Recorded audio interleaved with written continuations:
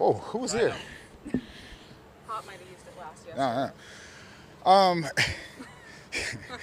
Excited to be out here. We had a good week of preparation. This was really the first opportunity that we've had to really go through how it's going to be during the regular season, a game week as far as preparation, as far as running cards out here with the scout team, and really just getting ready for an opposing team. So it's been a great week. Secondly, I heard this is your last day that you guys will be able to be out here all practice. I'm going to miss you guys during practice, but I appreciate all you guys and the cooperation. Hopefully, it's been smooth for you guys. Taking as a third preseason game, it's important for a lot of players that are trying to fulfill a dream and what have you. How many roster spots in your mind do you still have open going into this? That's a tough question. This game, we say it doesn't count, but it matters, and I think there are still a few positions where it's a battle. We've been talking about competition all year, and that's still my message right now. How much of a learning curve has it been for everyone, just basically bringing in the game plan aspect of things, just working on the install? I wouldn't say, it's so much of a learning curve. I would say initially we were focused on NEP, and whatever phase of the game we're talking about, it was all about us.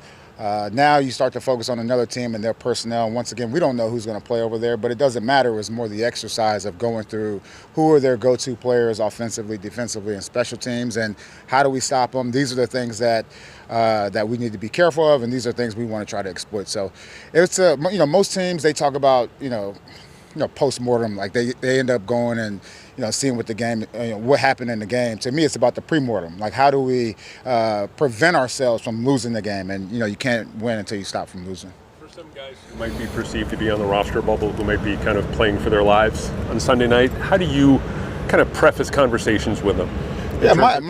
Tamping down that anxiety, some concern. Yeah, that's right. I mean, after you hit someone on the first snap, it just gets right back to football. And I think sometimes we overblow. It's overblown as far as the anxiety and things. Look, anxiety is natural. It's normal. We talk about that every week. But after you go out there and play a couple of plays, it's just like when you were 6 years old, out on the practice field. So I think the guys are ready to go. They understand this is professional football. There are more people in the locker room than there are jobs, and they've known that since day one. Mike at right tackle, Layden at right guard. What did you see from that group, and is that something we're a grouping we're gonna see as we go on? I would say, it was encouraging. It was encouraging to, to see that, and anytime you can sandwich a rookie between two veteran players, that's always going to be a benefit for the player and also the team. So we're still, trying to figure out that combination, but I feel like we're getting pretty close. You talk a lot about developing men in addition to players. When you think about some of the motivational messages that you've decided to highlight, why is one of them about not taking what someone says, that you wouldn't solicit their advice? Why is that one that, what I mean, that came up? Like, I'm not going to take advice. I'm not going to take financial services advice from a barber. I'm just not going to do it. And it's nothing against barber, because vice versa, I'm not going to take any type of haircut advice from a financial advisor. And I think it's important. Look, I think it's important for you to, like, the people that I take advice from are people that, if I had to switch lives with that person right now, it wouldn't be a big problem. And so that's kind of how I look at it. And for players, I'm thinking,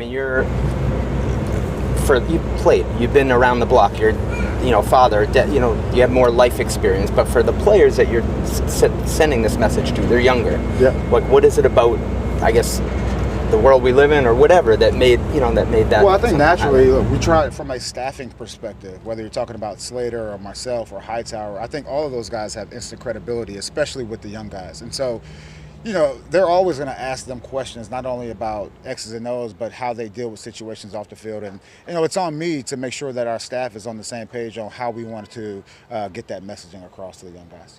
I hope that answers. I mean, that is a good question, and it's a longer answer.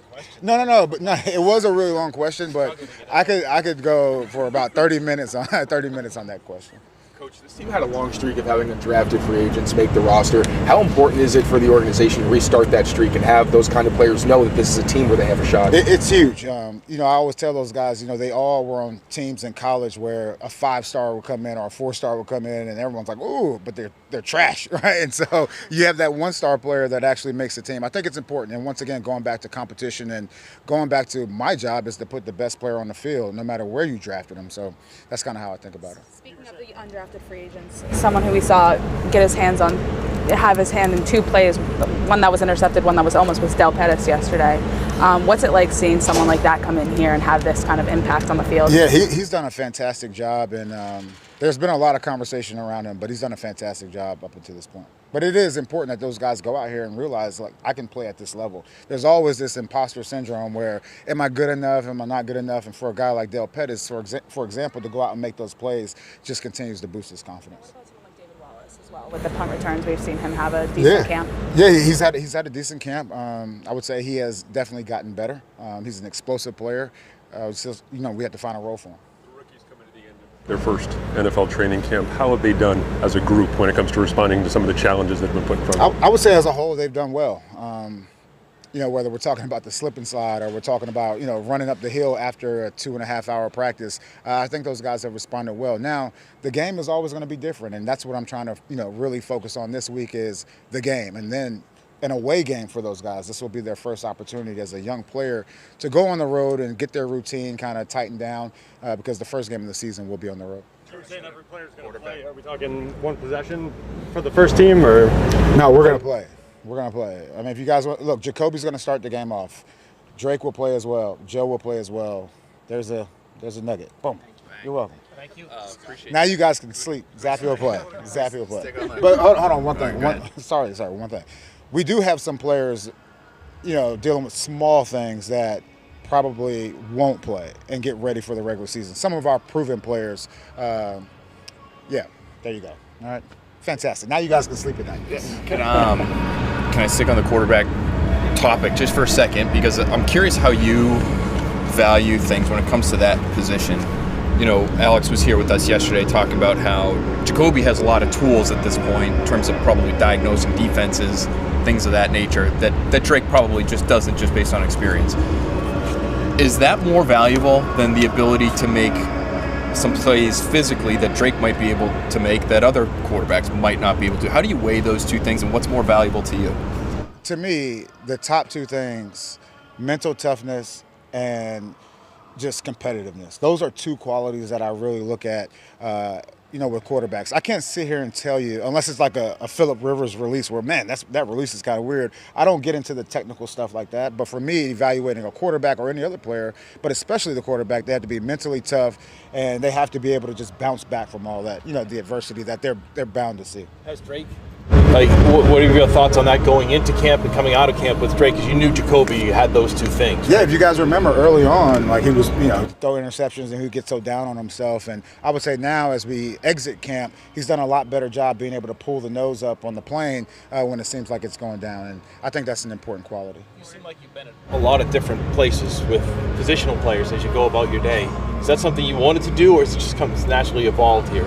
No, that's something that I wanted to do, and I talk about it all the time. We brought in 17 new coaches. I have to have belief in my coaching staff to go out there and really get the things done. Now, we meet all the time inside the building, which you guys are never in there, but we meet all the time inside the building, and we're all on the same page. One thing I would say from my perspective, the most important thing is fundamentals.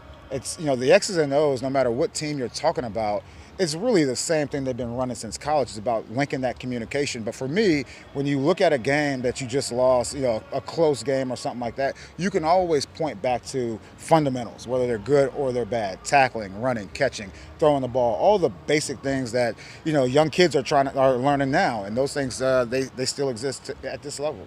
We saw kind of a glimpse of what regular season practice is going to look like, but obviously it's a little bit different with 90 guys out there. In the past, when we've talked to veteran players, they've been surprised that only veterans or only starters practice. They've said a lot of other guys are on the scout team.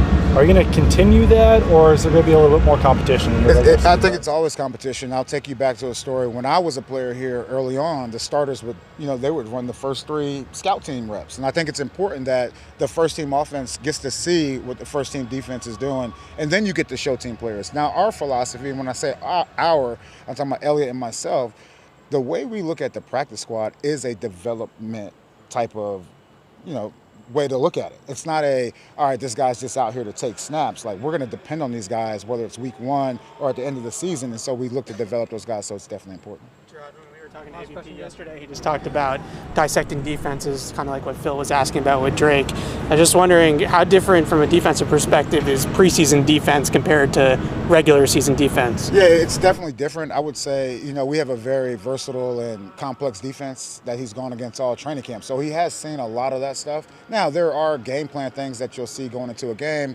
but at the same time, we'll pare down the playbook, so it kind of balances itself out. All right, thank you guys. Appreciate it. Enjoy the weather.